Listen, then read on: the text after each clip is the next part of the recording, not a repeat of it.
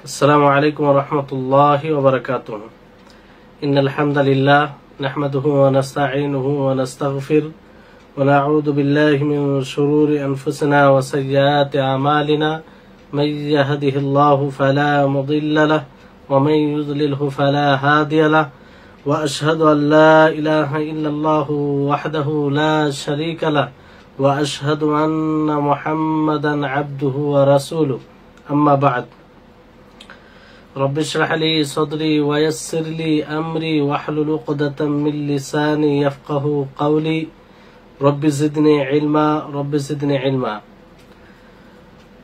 সম্মানিত আজকের ক্লাসে উপস্থিত দিন দরুদি সুপ্রিয় ভাই সকল, সর্বপ্রথম সেই মহান আল্লাহ পাক রব্বুল আলামিনের প্রশংসা করব যে তিনি আমাদেরকে শেখুল ইসলাম মোহাম্মদ ইবনে আব্দুল ওয়াহাব রাহিমাহুল্লাহর বই আল কাওয়াইদুল আরবা এর 18তম ক্লাসে উপস্থিত হওয়ার তৌফিক দিয়েছেন। ফলে আমরা সকলেই তার প্রশংসা করব। তিনি আমাদেরকে সুস্থ রেখেছেন, ভালো রেখেছেন, মহৎ কাজের তৌফিক দিয়েছেন। তারপরে আমাদের সকলের প্রাণ প্রিয় নবী করিম মুহাম্মদ মুস্তাফা সাল্লাল্লাহু আলাইহি ওয়াসাল্লাম ওনার উপর অসংখ্য শান্তি ধারা বর্ষিত হোক। আল্লাহুম্মা সাল্লি আলাইহি আল্লাহুম্মা বারিক আলাইহি।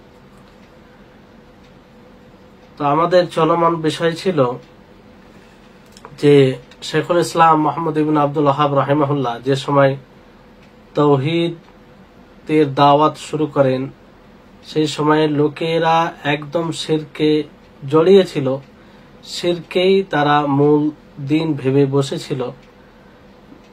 তিনার দাওয়াতের ফলে এবং আরো যেসব ওলামায়ে কেরাম ছিলেন পরবর্তীতে ওনার উৎসাহে যখন ওনার দাওয়াতে বুঝতে পেরে ওনার সাথ দেন, তাদের সকলের প্রচেষ্টায় মৌলিক ভূমিকা শেখুল ইসলাম মোহাম্মদ ইবনে আব্দুল ওয়াহাব রাহিমাহুল্লাহর ছিল। মানুষ বুঝতে পারলো যে প্রকৃত ইসলাম কি, শিরক কি। তখন থেকে মানুষ সার্বিকভাবে ব্যাপকভাবে তাওহীদের দাওয়াত শুরু করলো।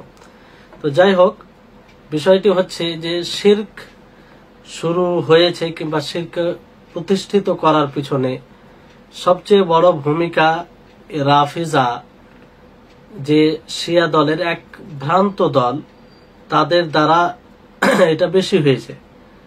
আর এরা যেখানেই নিজের হুকুমত, নিজের রাজত্ব দাপট প্রতিষ্ঠিত করতে পেরেছে, সেখানে তারা শিরক কায়েম করেছে।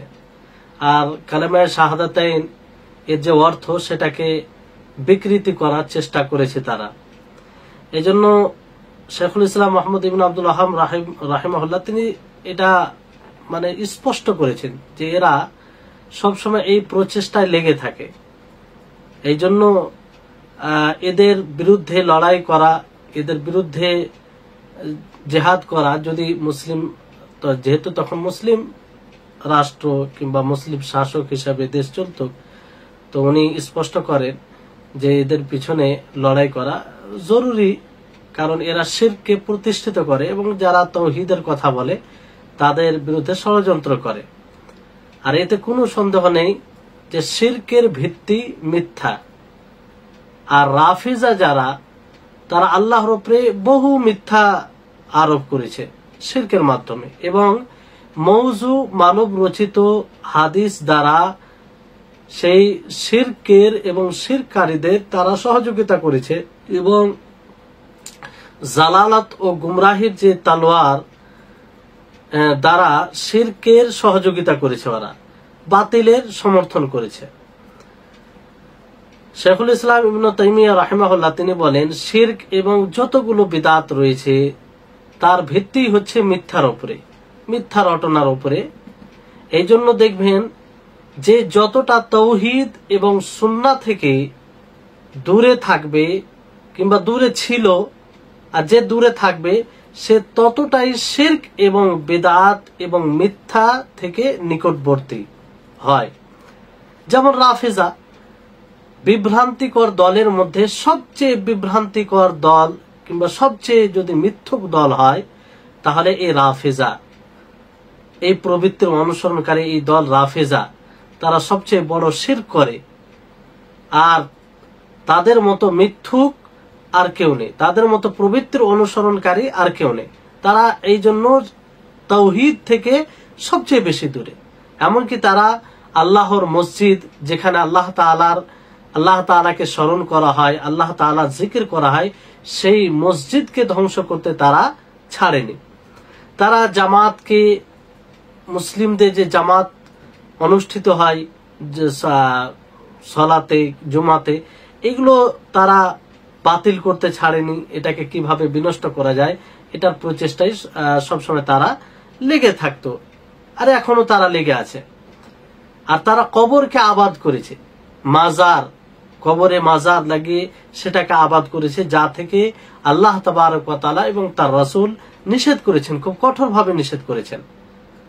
এজন্য আল্লাহ তাবারক ওয়া তাআলা মসজিদ আবাদ করার আদেশ দেন যে তোমরা মসজিদ আবাদ করো। তার পরিবর্তে এর বিপক্ষে, এই এর হুকুমের বিপক্ষে তারা কবরকে আবাদ করেছে।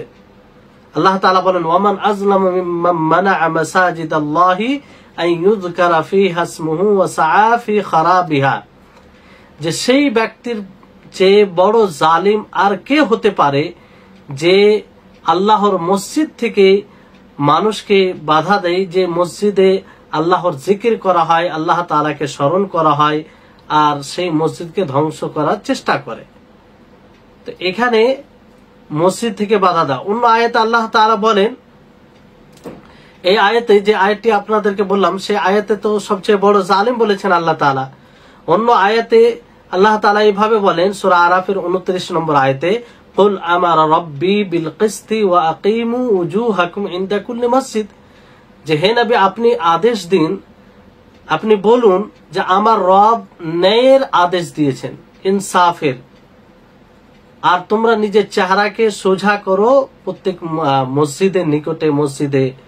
তো এখানে মসজিদ শব্দ আল্লাহ তাবারক ওয়া তাআলা মসজিদ শব্দ ব্যবহার করেছেন, মাশহাদ বলেননি, মাজার, কবর এগুলোর কথা বলেনি।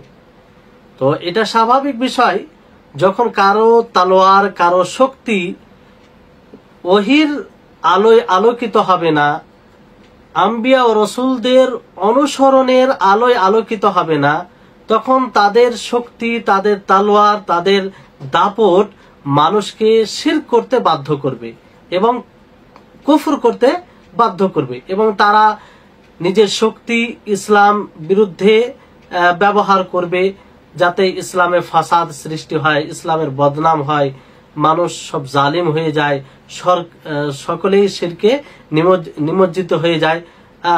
এইটা চেষ্টা করবে, মাখলুককে পথভ্রষ্ট করার চেষ্টা করবে। আল্লাহ তাবারক ওয়া তাআলা আমাদের সকলকে সতর্ক করেছেন যে যাতে আমরা মাগযুব আলাইহিম এবং যাল্লিন, অর্থাৎ ইহুদ ও নাসারাদের অনুসরণ না করি, যাদের দাপট এলেই তারা চেষ্টা করে শিরককে প্রতিষ্ঠিত করার, আম্বিয়াদের কবরকে মসজিদ বানানোর। আল্লাহ তাবারক ওয়া তাআলা এদের সম্পর্কে বলেন, ক্বালাল্লাযীনা গালাবু আলা আমরিহিম লানাত্তাখিযান্না আলাইহিম মাসজিদা, যে যারা গালিব, তারা বলল, যারা তাদের বিষয়ে গালিব হয়েছে, প্রাধান্য পেয়েছে, তারা বলল যে আমরা সেখানে তাদের উপরে মসজিদ বানাবো, সাজদার জায়গা বানাবো। তো এইগুলো হচ্ছে ইহুদ ও নাসারাদের ধর্ম, দিন, সুফিদের দিন। এই জন্য সহিহ বুখারী, সহিহ মুসলিমে রিওয়ায়াত রয়েছে উম্মে সালামা রাদিয়াল্লাহু তাআলা আনহা থেকে বর্ণিত, তিনি নবী সাল্লাল্লাহু আলাইহি ওয়াসাল্লামকে এক কানিসার কথা বলেন, গির্জা ইবাদত খানার কথা বলেন, আর সেখানে কিছু তসবির, ছবি ছিল, সেগুলোর কথা বলেন। তো আল্লাহ নবী বলেন, উলাইকা ইযা মাতা ফীহিম আর-রাজুলুস সালিহ বানাউ আলা কবরিহি মসজিদান ওয়া সাওয়ারু ফীহি তিলকা তাসাওয়ির উলাইকা শিরারুল খালক ইনদাল্লাহ, যে তাদের মধ্যে যখন কোনো সৎ মানুষ মারা যেত, তখন সেই সৎ মানুষের কবরের উপরে তারা মসজিদ বানাতো, এবং সেখানে তারা কিছু ছবি কিংবা স্ট্যাচু তৈরি করত। আর এরা মাখলুকের মধ্যে আল্লাহর নিকটে সবচেয়ে নিকৃষ্ট মাখলুক, জঘন্য, অপরাধী মাখলুক। তাহলে ইহুদ ও নাসারাদের পরিবর্তিত এটা দিন তারা পরিবর্তন করেছে, মূল যেটা তাদের দিন ছিল সেটাকে পরিবর্তন করে যে দিন, সেটা যে আম্বিয়াদের কবরকে মসজিদ বানিয়ে নেওয়া। কারণ তাদের আম্বিয়া মুওয়াহিদিন ছিলেন, আল্লাহর একত্ববাদের দাওয়াতকারী ছিলেন, আহ্বানকারী ছিলেন। যেমন মুসা আলাইহিস সালাম, ঈসা আলাইহিস সালাম উভয়ে নবী ছিলেন, মুওয়াহিদ ছিলেন। মুসা আলাইহিস সালাম তো সে গরুর বাছুরকে জ্বালিয়ে দিয়েছিলেন, যেই গরুর বাছুরের এক প্রকার মানুষ এক দল পূজা করেছিল, ইবাদত করতে আরম্ভ করেছিল। অনুরূপভাবে ঈসা ইবনে মারইয়াম তিনি তো সম্পর্ক বিচ্ছেদের ঘোষণা করেছেন যে আমার তাদের সাথে কোনো সম্পর্ক নেই, কিংবা আমি এরকম কোনো কথা বলিনি যে আমাদের ইবাদত করুক। যেমন আল্লাহ তাবারক ওয়া তাআলা এই কথা সূরা মাইদার 116 থেকে 117 নম্বর আয়াতে বলেন। পূর্বে আলোচনা হয়েছে যে তিনি বলেন, আল্লাহ তাআলা বলেন যে হে ঈসা ইবনে মারইয়াম, তুমি কি মানুষদেরকে বলেছো যে তোমরা আমাকে এবং আমার মাকে আল্লাহ ব্যতীত ইলাহ বানিয়ে নাও? তখন তিনি বলেন যে আল্লাহ এই থেকে পবিত্র, আমি যে বিষয়ের হক রাখি না সে কথা কি করে বলতে পারি? যদি আমি বলে থাকি তাহলে তুমি জানো, আর আমার অন্তরে হৃদয়ে কি আছে তা তুমি সবই জানো, কিন্তু আপনার এতে কি আছে আমরা জানি না, আর অদৃশ্যের খবর, অদৃশ্য সম্পর্কে আপনি অবগত। তারপরে তিনি বলেন যে আমি সেই কথাই বলেছি যে কথার আদেশটা আমি হয়েছি, যে এক আল্লাহর ইবাদত করো যিনি আমার রব তোমাদের রব। আর এতে আমি তাদের উপরে আমি সাক্ষী রয়েছি যতদিন আমি জীবিত ছিলাম। যখন আমি মারা গেলাম তো আপনি তাদের পর্যবেক্ষণকারী, তাদেরকে যেহেতু আপনি দেখছেন সব সময়, আর আপনি প্রত্যেকটা জিনিসে কে দেখেন। তো বিষয়টি হচ্ছে যে ঈসা আলাইহিস সালাম তিনিও তাদের এই শিরক থেকে নিজেকে মুক্ত করেছেন, যে আমার এইগুলোর সাথে কোনো সম্পর্ক নেই। নবী করিম মুহাম্মদ সাল্লাল্লাহু আলাইহি সাল্লাম তিনি ইব্রাহিম আলাইহিস সালামের মিল্লাতের নবায়ন করেন এবং ইসলামের হুকুমত প্রতিষ্ঠিত করেন, তাওহীদকে প্রকাশ করেন, শিরককে বাতিল করেন, আর কাবার আশেপাশে যতগুলো মূর্তি ছিল সেগুলোকে দূর করেন। সাহাবায়ে কেরামকে পাঠান সেই মূর্তিগুলোকে সেখান থেকে সরিয়ে দেওয়ার জন্য কিংবা ভেঙে দেওয়ার জন্য। তো এগুলো থেকে কি প্রমাণিত যে শিরক কোনো মতেই, শিরকের অবস্থান, শিরকের জায়গা ইসলামে নেই। আর মানে উত্তম সময়ে এই শিরকের আবির্ভাব ঘটেনি। শিরকের আবির্ভাব অর্থাৎ কবরকে নিয়ে যত প্রকারের শিরক হয় এগুলো হয়নি। যেমন শাইখুল ইসলাম ইবনে তাইমিয়া রাহিমাহুল্লাহ তিনি বলেন যে সাহাবীদের জামানায়, তাবেঈনদের জামানায় এবং তাবেঈনদের জামানায়, আর আবু হানিফা, ইমাম মালিক, ইমাম আবু হানিফা ইনাদের জামানায় না কোনো কবরের নিকটে কোনো প্রকারের শিরক করা হতো, না এরকম কোনো মাজার ছিল যার উদ্দেশ্যে মানুষ সফর করত। এগুলো মূলত 3 জামানার পরে শুরু হয়েছে, 3 উত্তম জামানার পরে শুরু হয়েছে। তো যেটা পরবর্তীতে তৈরি হয়েছে সেটা কি কোনোদিন দিনের অংশ হতে পারে? কোনোদিন হতে পারে না। আর সেগুলোকে দিনের অংশ বলে মানুষ কি করে মেনে নেয়, যেটা পুরোপুরি ইসলাম বিরোধী, যেটার বিপক্ষে দাওয়াত দেওয়ার জন্য মূলত এই ইসলাম।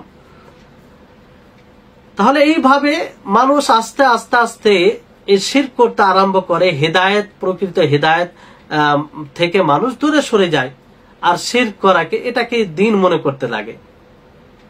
আর এইভাবে শিরক, তাওহীদ ও সুন্নাহ থেকে মানুষ তাওহীদ ও সুন্নাহ থেকে মানুষ অপরিচিত হয়ে যায়।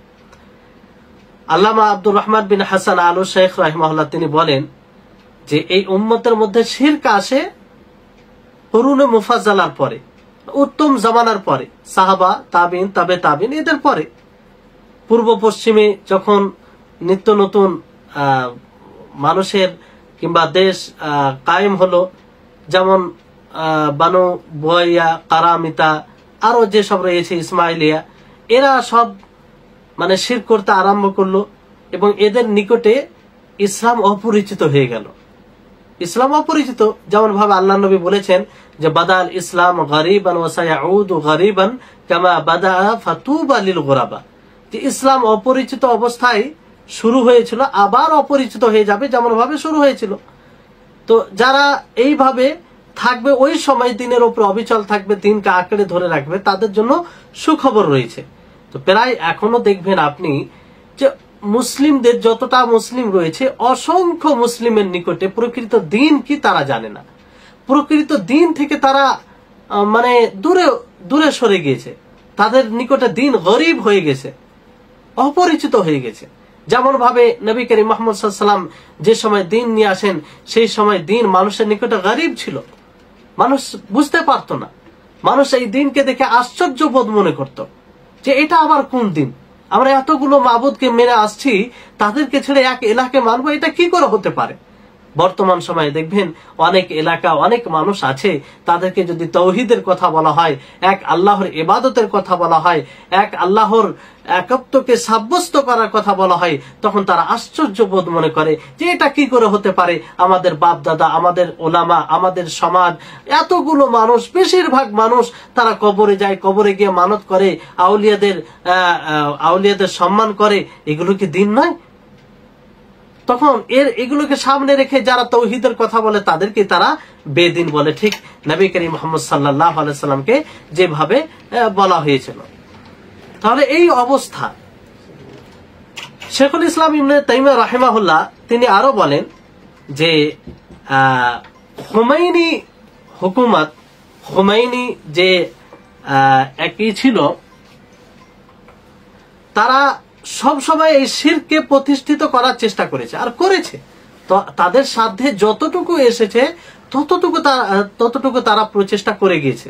এই জন্য যেখানে তাদের হুকুমত কায়েম হয়েছে, সেখানে বিভিন্ন প্রকারের মাজার, মাশহাদ, কবরে শিরকের আড্ডা তারা তৈরি করেছে, শিরকের সহযোগিতা করেছে এবং মানুষকে তাদের বিরুদ্ধে কেতাল করার প্রতি উদ্বুদ্ধ করেছেন যারা তাওহীদের কথা বলে, যারা তাওহীদের কথা বলে। আর এই শিরকের জন্য তারা পুরোপুরি সহযোগিতা করেছে। তো এই বিষয়, এই সব অবস্থা যদি প্রত্যক্ষ করা যায়, দেখা যায়, তাহলে মানুষ এক প্রকার মানুষ তখন এবং এখনো শিরকের সহযোগিতা করে তারা মনে ভাবে তারা রাসূলের সহযোগিতা করলো, তারা আল্লাহ তাআলার সহযোগিতা করলো, কিন্তু আসলে সেটা নয়। তারা না আল্লাহর সহযোগিতা করলো, না তার রাসূলের সহযোগিতা করলো। এর পক্ষে লড়তে গিয়ে তারা মনে করে আল্লাহর পথে তারা জিহাদ করলো। এগুলো সব তাদের বিভ্রান্তিকর ধারণা। আর মূলত তারা আল্লাহর কিতাবকে তারা উপেক্ষা করেছে। আল্লাহ তাআলা যেই জিহাদের আদেশ দিয়েছেন, সেই আদিষ্ট জিহাদকে তারা উপেক্ষা করেছে এবং আল্লাহর কিতাবকে, আল্লাহর রাসূলের সুন্নাতকে তারা উপেক্ষা করেছে এবং যারা আল্লাহ এবং তার রাসূলের বিধানকে প্রতিষ্ঠিত করার চেষ্টা করেছে, তাদের বিরুদ্ধে তারা লড়াই করেছে।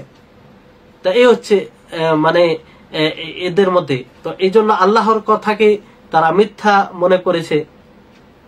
আল্লাহ তাআলা যেটা চেয়েছেন তার বিরোধী জিনিসকে তারা সাব্যস্ত করেছে। আল্লাহ তাআলা হুকুমকে তারা অমান্য করেছে। তো বিষয়টি হচ্ছে যে একটি সংশয় যেমন শেষ সময় ছিল, যখন শেখুল ইসলাম মুহাম্মদ ইবনে আব্দুল ওয়াহাব রাহিমাহুল্লাহ দাওয়াত দেন, তখন একটি সংশয় মানুষের মধ্যে ছিল, সেটা যে মানুষকে তাকফির করা। তারা একটা দলিলের ভিত্তিতে বলতো যে মানুষের তাকফির করা যাবে না, যারা শিরক করে তাদের তাকফির করা যাবে না। কেন? তারা দলিল দেয় যে মুসা আলাইহিস সালামের কওম, মুসা আলাইহিস সালামের জাতি মুসা আলাইহিস সালামের কাছে মুতালবা করে, ডিমান্ড করে। তারা বলেন ইজআল লানা ইলাহান, সূরা আরাফের 138 নম্বর আয়াতে রয়েছে যে হে মুসা আলাইহিস সালাম, আপনি আমাদের জন্য একটি ইলাহ বানিয়ে দিন, মানে একটি মূর্তি বানিয়ে দিন। তো এই মুতালবা, এই ডিমান্ডের পরেও তাদেরকে কাফের বলা হয়নি। অনুরূপ ভাবে নবী করিম মুহাম্মদ সাল্লাল্লাহু আলাইহি সাল্লামের নিকটে কিছু সাহাবায়ে কেরাম যারা ঈমান এনেছিল, কেবল ঈমান এনেছিল, তারা আল্লাহ নবীর কাছে এই ডিমান্ড করে যে হে আল্লাহ নবী, আপনি আমাদের জন্য একটি জাতে আনওয়াত বানিয়ে দিন। যেমন সেই সময়ের কাফেরেরা, মুশরিকরা সেই বৃক্ষ থেকে বরকত নিত, সেখানে তাবারক নিত, আর সেখানে অবস্থান করত, ওই রকম ভাবে যেন আমরাও করতে পারি, এই ডিমান্ড তারা করেছিল। তো এই ডিমান্ড করার পরও আল্লাহ নবী তাদেরকে কাফির বলেনি, আল্লাহ নবী তাদেরকে কাফির বলেনি। তো এই থেকে তারা দলিল দেয় যে কাফির বলা যাবে না, এই শিরকের কোরআন হাদিস অনুযায়ী এটা শিরকের মুতালাবা, তারপরও তাদেরকে কাফির বলা হয়নি। না কোরআনে কাফির বলা হয়েছে মুসা আলাইহিস সালামের কওমকে, না নবী করিম মুহাম্মদ সাল্লাল্লাহু আলাইহি ওয়াসাল্লাম তার সাহাবীকে কাফির বলেছেন যারা এই ডিমান্ড করেছিল। তো এটা একটা তাদের বড় সংশয় ছিল। তো এর উত্তর কি হবে? এর উত্তর উলামায়ে কেরাম দিয়েছেন, কিংবা তিনি স্পষ্ট করেছেন যে আসলে বিষয়টি হচ্ছে যে বানু ইসরাইল তারা মুসা আলাইহিস সালামের নিকটে ডিমান্ড করেছিল, চেয়েছিল, কিন্তু তারা এটা করেনি, এটা করেনি। যদি তারা করতো, একটি মাবুদ বানিয়ে ফেলতো, তাহলে তাদেরকে অবশ্যই কাফির বলা হতো এবং তারা কাফির হয়ে যেত, কিন্তু করেনি। তারা শুধু চেয়েছিল, তারা শুধু কি চেয়েছিল, ডিমান্ড করেছিল যে আপনি আমাদের জন্য একটি ইলাহ বানিয়ে দিন। অনুরূপ ভাবে নবী করিম মুহাম্মদ সাল্লাল্লাহু আলাইহি সাল্লামের নিকটে যারা জাতে আনওয়াতের মুতালবা করেছিল, ডিমান্ড করেছিল, তাদেরকে আল্লাহ নবী নিষেধ করেন এবং কঠোরভাবে সতর্ক করেন যে তোমরা সেই তাদেরই অনুসরণ করবে। ইহুদ নাসারাদের যেমন বানু ইসরাইল মুসা আলাইহিস সালামের নিকটে ডিমান্ড করেছিল এক ইলাহ, ওই রকম ভাবে তোমরা করছো। আর তাদেরকে বলা হয় যে তোমরা অজ্ঞ, কারণ তুলনামূলক তারা এই সম্পর্কে জ্ঞান ছিল না, জ্ঞান না থাকার ফলে তারা ডিমান্ড করেছিল। তা আল্লাহ নবী তাদেরকে এই কারণে কাফির বলেনি যে তারা করেনি, শুধু চেয়েছিল। কিন্তু আল্লাহ নবী সতর্ক করলেন। এই সতর্ক করার পরেও তারা যদি এটাকে না শুনতো, কোনো বৃক্ষকে, কোনো পাথরকে কিংবা কোনো জিনিসকে তারা বরকতের কারণ মনে করত, কিংবা সেখানে নিজের অস্ত্র, নিজের জিনিস ঝুলিয়ে রাখতো বরকতের নিয়েতে, তাহলে এটা শিরক হতো, তারা কাফের হতো।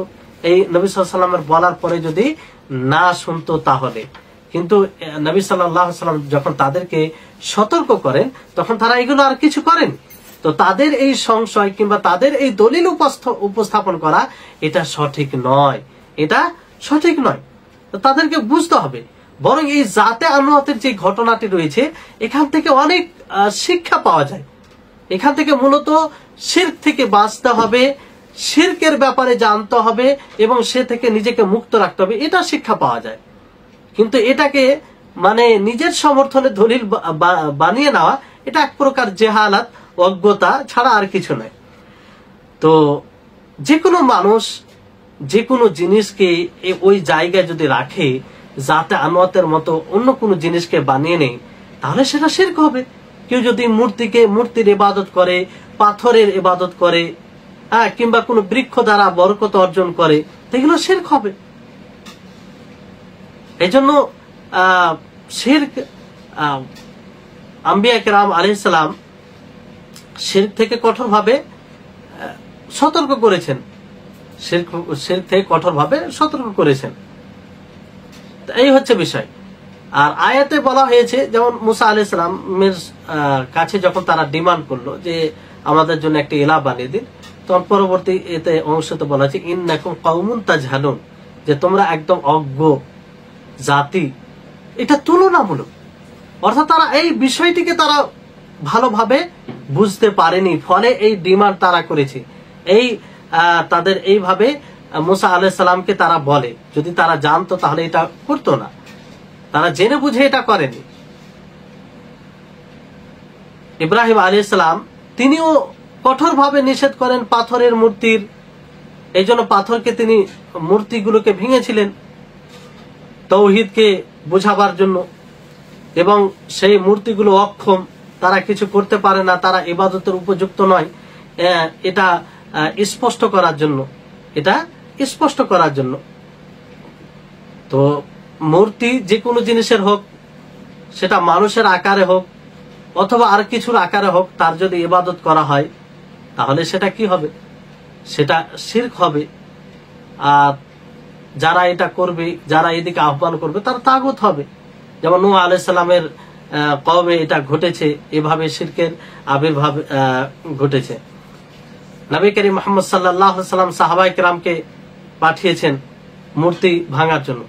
তো এটা অবস্থাকে কেন্দ্র করে আপনি যে কোনো জায়গার ইচ্ছা করলে মূর্তি ভাঙবেন তা নয়।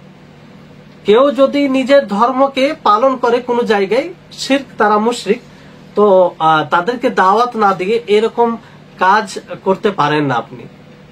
তাদেরকে দাওয়াত দিবেন, সুস্থভাবে বুঝাবেন, এতটুকুই আপনার দরকার। হ্যাঁ, এটা যদি মুসলিম রাষ্ট্রে হয় আর মুসলিম রাষ্ট্র যে নীতিমালা তার বিরুদ্ধে যায়, তখন সেটা ভিন্ন বিষয়। কিন্তু ইব্রাহিম আলাইহিস সালাম যেভাবে মূর্তিগুলোকে ভেঙেছিলেন, সেটাকে সামনে রেখে যে কোনো মানুষ ইচ্ছা করবে আর যে কোনো জায়গায় মূর্তি ভেঙে দেবে, এটা ইসলামে অ্যালাউ নয়। ইসলামে এর অনুমতি নেই, এটা ইসলাম চাই না, এইভাবে ইসলাম শিক্ষা দেয়নি। এটার অবস্থা অনুযায়ী এর উপরে আমল হয়। এটার অবস্থা আছে, এক মূল অবস্থা আছে। আল্লাহ নবী দীর্ঘদিন ধরে দাওয়াত দিয়েছেন তাদেরকে, এবং সেই সময়েও মূর্তি ছিল, তারপর আল্লাহ নবী সেরকম কিছু বলেননি, মানে দাওয়াত দিয়েছেন শুধু। কিন্তু যখন তিনি জয়ী হলেন, তখন যখন পুরো ইসলামের ব্যবস্থা শাসন চলে এলো, তখন তিনি এগুলো আদেশ দিলেন। তো এটার একটা বিষয়টা বুঝতে হবে, এটার উপর আবেগী হয়ে যে কোনো জায়গায় এই হুকুমকে প্রয়োগ করবে সেটা নয়। তো আল্লাহর ইসলামে কোনোভাবে শিরকের সমর্থন করা হয়নি, আর সমর্থন কেউ করতেও পারে না, কারণ এটা পুরো ইসলাম পরিপন্থী বিষয়। যেমন আলী বিন আবি তালিব রাদিয়াল্লাহু তাআলা আনহু তিনি বলেন যে কোন এক ব্যক্তিকে লক্ষ্য করে যে আমি কি তোমাকে এই জন্য পাঠাবো না যে জন্য রাসূল সাল্লাল্লাহু আলাইহি সাল্লাম আমাকে পাঠিয়েছিলেন, যে তুমি কোনো উঁচু কবর রাখবে না, উঁচু কবর দেখলেই তাকে তুমি বরাবর করে দিবে, আর কোনো স্ট্যাচু রাখবে না। তো কবর উঁচু করা এটা জায়েজ নয়। অনুরূপভাবে উমর ফারুক রাদিয়াল্লাহু তাআলা আনহু, যিনি আমিরুল মুমিনিন ছিলেন, তিনিও যাতে শিরক না হয়, শিরকের রাস্তাকে তিনি একদম বন্ধ করে দিয়েছেন। যেমন একটি বৃক্ষ দ্বারা মানুষ কি করত, বরকত নিত, তাবারুক নিত, বায়াতে রিজওয়ান যেখানে হয়েছিল, তো সেই গাছটাকেই উমর রাদিয়াল্লাহু তাআলা আনহু কেটে ফেলেন। কেন? এই কারণে যাতে মানুষ শিরক করতে আরম্ভ না করে, একটা শিরকের দরজা না খুলে যায়। তো সাহাবায়ে কেরাম কতটা সতর্ক ছিলেন, যে তিনারা সবসময় চাইতেন যে আমাদের মধ্যে কোনোভাবে যাতে শিরক না আসে। এই জন্য যখনই এই আশঙ্কা হয় যে এই বৃক্ষের নিচে অবস্থান করছে কিংবা অবস্থান করবে, মানুষ শিরক করবে, তখনই সেই গাছটিকে কেটে ফেললেন। কারণ সেখানে বিশেষভাবে কোনো ইবাদত করার ফজিলত নেই, যে মানুষ সেখানে কি ইবাদত করবে, কারণ সেখানে বায়াত হয়েছে, একটি বড় ঐতিহাসিক ঘটনা ঘটেছে, এই জন্য সেখানে ইবাদত করার ফজিলত রয়েছে, এরকম কোনো বিষয় নেই। ফলে উমর রাদিয়াল্লাহু তাআলা আনহু সাথে সাথে যখনই এই আশঙ্কা হলো কিংবা ওই রকম লক্ষণ দেখলেন, গাছটিকে কেটে ফেললেন। এই ব্যাপারে রয়েছে যে উমর বিন খাত্তাব রাদিয়াল্লাহু তাআলা আনহু যখন মানুষকে দেখেন যে কোন একটি জায়গাকে তারা বিশেষ করে জায়গা বানিয়ে সেখানে সালাত আদায় করে, তো তিনি জিজ্ঞাসা করেন, মা হাদা, এটা তোমরা কি করছো? তারা বলল যে মাকান সাল্লা ফিহি রাসূলুল্লাহ সাল্লাল্লাহু আলাইহি সাল্লাম, যে এটা এমন এক জায়গা যে জায়গাতে আল্লাহর নবী মুহাম্মদ সাল্লাল্লাহু আলাইহি সাল্লাম সালাত আদায় করেছেন। তখন ওমর রাদিয়াল্লাহু তাআলা আনহু তিনি বলেন, আতুরিদুনা আন তাত্তাখিযু আসারা আম্বিয়াইকুম মাসাজিদ, যে তোমরা কি চাইছো তোমাদের নবীর যে আসার রয়েছে, যেগুলো চিহ্ন রয়েছে, সেগুলোকে তোমরা মসজিদ বানিয়ে দেবে? আল্লাহ নবী এখানে সালাত পড়েছেন, তার জন্য কি তোমরা এখানে সালাত আদায় করবে? এটা কে বলেছে? কিসের ভিত্তিতে তোমরা এটা করছো? তিনি তাদেরকে বকাঝকা করলেন, কঠোরভাবে নিষেধ করলেন, সতর্ক করলেন। দেখেন কি সতর্ক ছিলেন ওমর ফারুক রাদিয়াল্লাহু তাআলা আনহু। এইভাবে সমস্ত সাহাবায়ে কেরাম সতর্ক ছিলেন যে যাতে কোনো প্রকারের শিরক না ঘটে, কারণ শিরক মুসলিমের মধ্যে থাকবে এটা কোনোদিন হতে পারে না। এজন্য তিনি বললেন, ইন্নামা হালাকা মান কানা ক্বাবলাকুম বিহাযা মান আদরাকাতহুস সালাহ ফালইউসাল্লি, যে তোমাদের পূর্বে লোকেরা এই জন্যই হালাক হয়েছে, বরবাদ হয়েছে, ধ্বংস হয়েছে। অতএব তোমাদের মধ্যে সালাত যাকে যেখানে পাবে, যে জায়গায় সালাতের সময় হয়ে যাবে সেখানে সালাত আদায় করে নেবে, না হলে অতিক্রম করবে,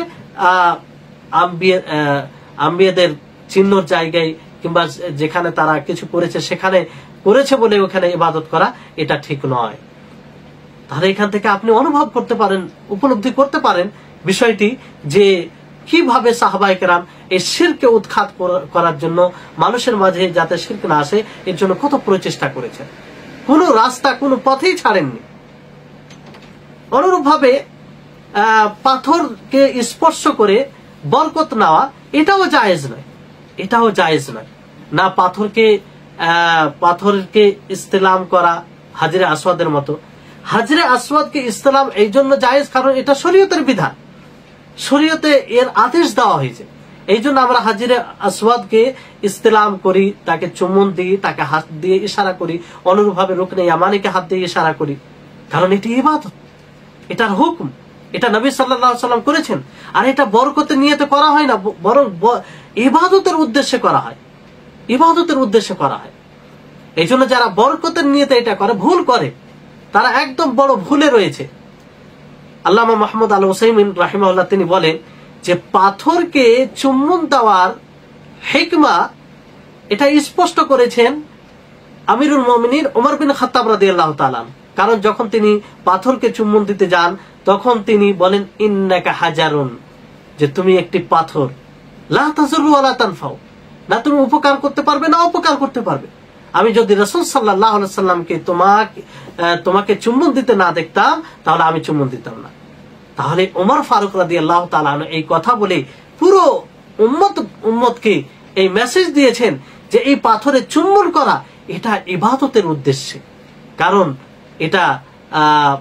এটার হুকুম রয়েছে শরীয়তে। নবী করিম মুহাম্মদ সাল্লাল্লাহু আলাইহি ওয়াসাল্লাম ইত্তেবা অনুসরণ করার কারণ নবী করিম মুহাম্মদ সাল্লাল্লাহু আলাইহি ওয়াসাল্লাম চুম্বন দিয়েছেন।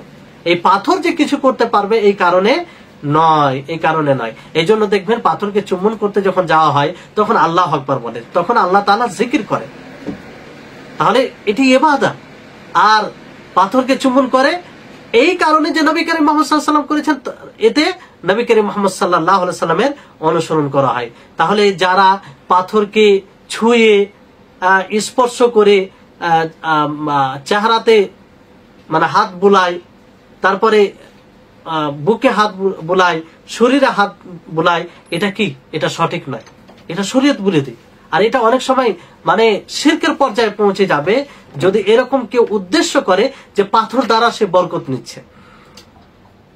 মূলত সেটা ইসলামের হুকুম, ইসলামের সেটা আল্লাহ তাবারক ওয়া তাআলার হুকুমকে পালন করা, নবী করিম মুহাম্মদ সাল্লাল্লাহু আলাইহি সাল্লামের অনুসরণ করার একটি লক্ষণ। এই জন্য দেখবেন যে পাথর যে হাজরে আসওয়াদ রয়েছে তাকে চুম্বন করা, ইস্তেলাম করা জায়েজ।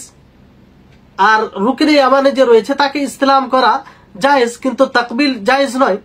তাকবিল মানে চুম্বন দেওয়া জায়েজ নয়। আরো যে 4টি রুকুন রয়েছে, আরো যে রুকনে ইয়ামানি রয়েছে তাকে না আপনি চুম্বন করতে পারেন না ইস্তেলাম করতে পারেন, অথচ সেটা কাবার অংশ। কেন? আল্লাহ নবী করেনি, শরীয়তে এটা নাই। যতটুকু শরীয়ত আছে ততটুকু করি, তার মানে কি আসল তাকে লক্ষ্য করে করা হয় না, শরীয়তকে লক্ষ্য করে করা হয়। এই বিষয়টি বুঝতে হবে। কাবার 4টি রুকুন রয়েছে, 4টি রয়েছে। একটি হচ্ছে হাজরে আসওয়াদ, একটি হচ্ছে রুকনে ইয়ামানি, একটি হচ্ছে রুকনে গরবি মানে পশ্চিম দিকে যেটা আছে, আর একটি হচ্ছে রুকনে শুমালি। তো হাজরে আসওয়াদের ব্যাপারে আপনারা জানেন যে তাকে ইসলাম করা, তাকবিল করা মুস্তাহাব। যদি সম্ভব নয় ইশারা করবে দূর থেকে, ভিড় যদি হয়। এটা জরুরি নয় যে ভিড়কে অন্যকে কষ্ট দিয়ে, অন্যকে মেরে কষ্ট দিয়ে চুম্বন দিতে হবে তা নয়। অনেক ভাই উমরা করতে গিয়ে এটা করে, যেটা ভুল করে আর গুনাহ করে, পাপ হয় এতে। এটা থেকে বিরত থাকতে হবে, এটা জায়েজ নয় আপনি অন্যকে কষ্ট দিয়ে এটা করবেন। হ্যাঁ, ভালোভাবে যদি হয় তাহলে আপনি করেন। এর জন্য তো দ্বিতীয় যেটা অপশন সেটা হলো যে তাকবীর করা যদি সহজ না হয় তো ইসলাম করবে দূর থেকে, আল্লাহু আকবার বলে আপনি হাত দিয়ে ইশারা করবেন। এটা হাজরে আসওয়াদের ক্ষেত্রে। কিন্তু রুকনে ইয়ামানি শুধু সেখানে ইসলাম জায়েজ, তাকবিল জায়েজ নয়, মানে চুম্বন দেওয়া জায়েজ নয়। আর রুকনে গরবি, রুকনে শুমালি যেটা রয়েছে এটাতে কোনো কিছুই জায়েজ নয়। না আপনি ইসলাম করতে পারেন হাতে ইশারা করতে পারেন, না আপনি তাকবিল করতে পারেন। তাহলে এই ব্যাপারে একটি সাহাবীর একটি আমল রয়েছে যে আব্দুল্লাহ ইবনে আব্বাস রাদিয়াল্লাহু তাআলা আনহু তিনি আমিরুল মুমিনিন মুআবিয়া বিন আবি সুফিয়ান তিনাকে দেখেন যে তিনি তাওয়াফ করতে করতে 4টি রুকনের ইস্তেলাম করেন। কি করেন? ইস্তেলাম করেন, হাত দিয়ে ইশারা করেন। তো আব্দুল্লাহ ইবনে আব্বাস মুআবিয়া বিন আবি সুফিয়ানকে বললেন যে ইন্নাহু লাইসা শাইউম মিনাল মানে নিষেধ করলেন যে এটা ঠিক নয়। তখন মুআবিয়া বিন আবি সুফিয়ান তিনি বললেন যে কাবার কোন অংশ এটা বর্জিত নয়, কাবার পুরোটাই অংশ সম্মানিত, এজন্য আমি ইসলাম করলাম, তো এতে কি অসুবিধা? তখন আব্দুল্লাহ ইবনে আব্বাস তিনি বললেন লাকাদ কানা লাকুম ফি রাসূলিল্লাহি উসওয়াতুন হাসানা, যে রাসূল সাল্লাল্লাহু আলাইহি সাল্লামের জীবনীতে তোমাদের জন্য উত্তম আদর্শ রয়েছে। তখন তিনি বুঝতে পারলেন বিষয়টি, আর তিনি 2 জায়গায় ইসলাম করলেন, হাজরে আসওয়াদে এবং রুকনে ইয়ামানিতে, বাকি 2টি জায়গায় আর কিছু করলেন না, কারণ তিনারা রাসূলের অনুসরণকারী ছিলেন। তিনি হয়তো প্রথমে বুঝতে পারেননি। তো দেখেন এই দাওয়াত এইভাবে ইনকারের মুনকারের ইনকার করতে হবে, সে যতই বড় হোক না কেন। মুআবিয়া বিন আবি সুফিয়ান তিনি একজন মানে খলিফা বাদশাহ ছিলেন। তারপরে যখন আব্দুল্লাহ ইবনে আব্বাস তিনি এই বিষয়টি দেখেন, তখন তাকে নিষেধ করেন, বলেন যে এটা সঠিক নয়, এটা সঠিক নয়। আর কেউ হককে যদি গ্রহণ করে তো এতে কেউ ছোট হয় না। মুআবিয়া বিন আবু সুফিয়ান তিনি একজন প্রখ্যাত সাহাবী ছিলেন, কাতিবিনে ওয়াহি, যিনারা ওয়াহিকে লিখেছেন তাদের মধ্যে একজন অন্যতম ছিলেন। তাহলে তিনি এটা মনে করেননি যে আমি আব্দুল্লাহ ইবনে আব্বাসের কথা শুনবো তো ছোট হয়ে যাব, না, তিনারা হককে সবচেয়ে বড় মনে করেছে, হক যখনই এসেছে সেটাকে গ্রহণ করেছে। তো এখানে অনেক শিক্ষণীয় বিষয় রয়েছে। সাহাবীদের মানে সাহাবীরা কিভাবে রাসূলের অনুসরণ করতেন তার একটা দৃষ্টান্ত এটা। তো এই হচ্ছে বিষয়। তো অনেকেই দেখবেন আপনাদেরকে যদি আল্লাহ তাআলা তৌফিক দেয় উমরা করতে যাবেন, কিংবা অনেকে হয়তো করেছেন, আর যদি না করে থাকেন তো দোয়া করে আল্লাহ যেন আপনাদের তৌফিক দেয় আর ওইরকম আপনাদের জন্য সবকিছু সহজ করে দেন। দেখবেন যে অনেকে পুরো কাবার দেওয়ালকে ধরে শরীরের সাথে স্পর্শ করে, আর মানে তাদের ভাব ভঙ্গিমা দেখে মনে হয় যে বরকত নিচ্ছে। এটা জায়েজ নয়, এগুলো শরীয়ত পরিপন্থী বিষয়, এগুলো থেকে বিরত থাকতে হবে। কাবাকে সম্মান করতে হবে যেভাবে আল্লাহর নবী সম্মান করেছেন, কাবাকে সম্মান করতে হবে যেভাবে সাহাবায়ে কেরাম সম্মান করেছেন। তো এই বিষয়টি বুঝতে হবে। তো রাসূল সাল্লাল্লাহু আলাইহি সাল্লামের অনুসরণ সকলের জন্য জরুরি। সকলের জন্য কি জরুরি? শাইখুল ইসলাম ইবনে তাইমিয়া রাহিমাহুল্লাহ তিনি বলেন যে সকল আইম্মার মানে সম্মতি রয়েছে যে এটি সুন্নাত নয় যে কোনো মানুষ চুম্বন করবে এবং ইসলামও করবে কাবার 2টি রুকনকে, রুকনে ইয়ামানি, রুকনে কাবার যে আর 2টি রুকন আছে, রুকনে গারবি, রুকনে শিমালি। এবং এটাও সুন্নাহ নয় যে কাবার দেওয়ালকে ধরে স্পর্শ করবে, কিংবা মাকামে ইব্রাহিমকে ধরে স্পর্শ করবে, কিংবা বাইতুল মাকদিসের আর কিছু পাথরকে নিয়ে স্পর্শ করবে, অথবা কোনো আম্বিয়া ও সালেহিনদের কবরকে এরকম বরকতের মাধ্যম বানাবে। তো এগুলো জায়েজ নয়, মাসনুন নয়। সকল আইম্মাদের নিকটে সকলের এর প্রতি সম্মতি রয়েছে। অনুরূপভাবে ফাকিহগণ এটাও বলেছেন যে রাসূল সাল্লাল্লাহু আলাইহি সাল্লামের মেম্বারের উপরে এই উদ্দেশ্যে হাত রাখাও জায়েজ নয় যখন তিনার জীবদ্দশায়। কিন্তু ইমাম মালিক রাহিমাহুল্লাহ এটাকে অপছন্দ করতেন, আরো অন্যরাও, আর বিদআত বলতেন। তো অনেকেই বলেছেন যে এটা জায়েজ, কারণ এটা থেকে এরকম ধরনের আমল প্রমাণিত রয়েছে আব্দুল্লাহ ইবনে আব্বাস থেকে। কিন্তু ইমাম মালিক রাহিমাহুল্লাহ এটাকে কত কঠোর ভাবে দেখতেন যে তিনি আতাকে একবার দেখেন সে এইরকম কর্ম করতে, মেম্বারের উপর হাত রাখতে, তো তিনি তার কাছে ইলম নেওয়া বন্ধ করে দেন, তার কাছে শিক্ষা নেওয়া বন্ধ করে দেন, আর বলেন যে এটা ঠিক নয়, যে এরকম কাজ করবে তার কাছে ইলম নেওয়া উচিত হবে না। তাহলে এত কঠোরতা অবলম্বন করতেন কেন? একটাই উদ্দেশ্য যাতে কোনোভাবেই শিরক না আসে, শিরকে নিমজ্জিত না হয়। অনুরূপভাবে নবী করিম মুহাম্মদ সাল্লাল্লাহু আলাইহি সাল্লাম যে এতগুলো সতর্ক বাণী হাদিস রয়েছে, এগুলোর উদ্দেশ্য কি? তাওহীদকে বাস্তবায়ন করার জন্য এবং দ্বীনকে আল্লাহ তাআলার জন্য খালিস করার জন্য। আল্লাহ তাবারক ওয়া তাআলা যেমন মাকামে ইব্রাহিম, সেখানে সেই ইব্রাহিম মাকামকে মুসাল্লা বানানোর আদেশ দিয়েছেন, ওয়াত্তাখিযু মিন মাকামি ইব্রাহিম মুসাল্লা। তো এটাকে কিয়াস করে কি নবী করিম মুহাম্মদ সাল্লাল্লাহু আলাইহি সাল্লামের কোন মাকামকে মুসাল্লা বানাতে পারে? কারো অধিকার আছে? নেই, কারণ এটা শরীয়তে নেই। ইব্রাহিম আলাইহিস সালামের মাকামকে মুসাল্লা বানানোর আদেশ দেওয়া হয়েছে, ফলে সেটাকে মাকাম মুসাল্লা বানানো হয়, সেখানে সালাত আদায় করা হয়। অনুরূপভাবে যেমন হাজরে আসওয়াদকে চুম্বন দেওয়া, ইসলাম করার শরীয়তে রয়েছে, এই বিষয়টি বিধান রয়েছে। তো এটার উপরে কিয়াস করে অন্য পাথরকে কি কেউ ইসলাম অথবা চুম্বন দিতে পারে? জায়েজ নয়। বাইতুল্লাহর তাওয়াফ করে, তো সেই মতো অন্য জায়গায় যদি ঘর বানিয়ে তাওয়াফ করা হয়, তো এটা জায়েজ হবে? তার উপরে কিয়াস অনুমান করে জায়েজ নয়, কারণ এটা জায়েজ নয়। মানে যতগুলো শরীয়তে এরকম বিষয় জায়েজ আছে। আমরা রমজান মাসে ফরজ সিয়াম রাখি, কারণ সেই মাসে আল্লাহ তাবারক ওয়া তাআলা সিয়াম ফরজ করেছেন। কেউ যদি মনে করে না আমি অন্য মাসে এই সিয়াম গুলো পালন করবো, তো হবে। কিংবা অন্য একটি মাসকে সে ফরজ সিয়ামের জন্য নির্ধারিত করে নিল, যেটা শরীয়তে বলা হয়নি, এটা জায়েজ হবে? জায়েজ হবে না। তো আসলে এই বিষয়গুলো খুবই স্পষ্ট, সূর্যের আলো নেই স্পষ্ট। এই জন্য নবী করিম মুহাম্মদ সাল্লাল্লাহু আলাইহি সাল্লাম স্পষ্ট করেছেন যে আমি তোমাদের নিকটে দিনকে ছেড়ে যাচ্ছি, আর সেই দিনের দিবালোকের নেই সুস্পষ্ট, তাতে ভেজাল বক্রতা কিছুই নেই।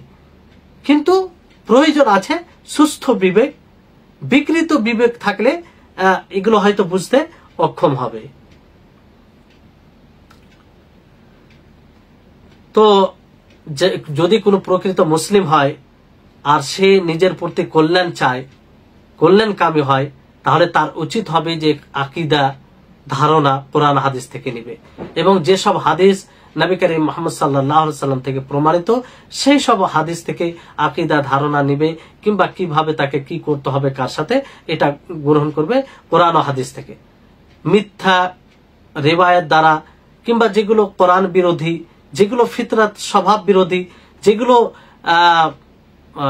সুস্থ বিবেক বিরোধী, সেগুলো থেকে যদি নেয়, তো স্বাভাবিকভাবে শিরকে সমর্থন করবে এবং যারা জাহান্নামের আহ্বায়ক তাদের অনুসরণকারী হবে। এজন্য দেখেন, যারা কবরের ইবাদত করে, পাথরের ইবাদত করে, তারা কোরআনকে আসলে উপেক্ষা করেছে। তারা কোরআন দ্বারা হেদায়েত নেই, মানুষ দ্বারা তারা হেদায়েত নিতে শুরু করেছে। দুনিয়াতে যারা তাদের যুক্তিতে যেটা ভালো লেগেছে সেটা তারা হেদায়েত নেওয়ার চেষ্টা করেছে, ফলে তারা